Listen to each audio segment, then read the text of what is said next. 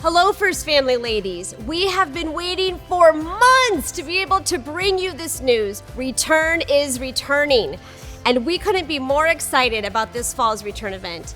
Some of you may be wondering what return even is. Well, we're glad you asked. Return was an idea born a few years ago when a group of women at First Family found themselves longing for genuine rest, like true rest. We were tired from the day in and day out needs of life. Feeding a family, working a job, keeping a house tidy. You may understand these feelings.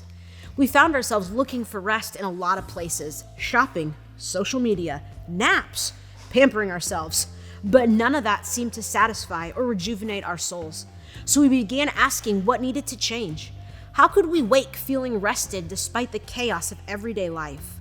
The questions led to praying, and praying led to return. We found the answer to our desired rest was really God.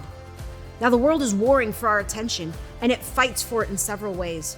But in reality, when we submit our beliefs, our thoughts, and our actions to learning who God truly is, in that we find our true rest. To know his character traits, what separates him from us, what makes him attractive. We wanted to learn these things about God so that there would be no question or comparison to what the world has to offer.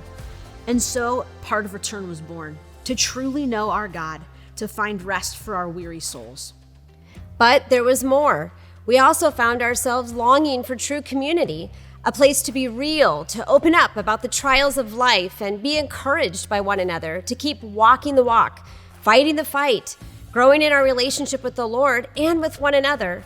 So we made it a part of the Return vision to build a sense of openness where we could spur each other on in our journey as we learn to say no to sin and yes to godliness without fear of judgment or embarrassment or the sense of having to figure life out on our own.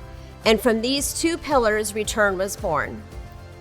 For the past few years, we focused on many characteristics of God and how they affect our everyday lives. But this fall's Return, we've decided to take a different approach.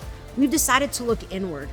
We're going to hone in on subtle sins that each and every one of us give into on a regular basis, sin we deem acceptable and we tolerate in ourselves. And as we focus in on a few of these subtle sins, we hope to see God in a new light, to be reminded of the one who forgives unconditionally, draws us close in relationship to him and says, let's try again, and then be encouraged to do just that. Try again as we grow in our sanctification together. Not only that, we will still see God's character come shining through.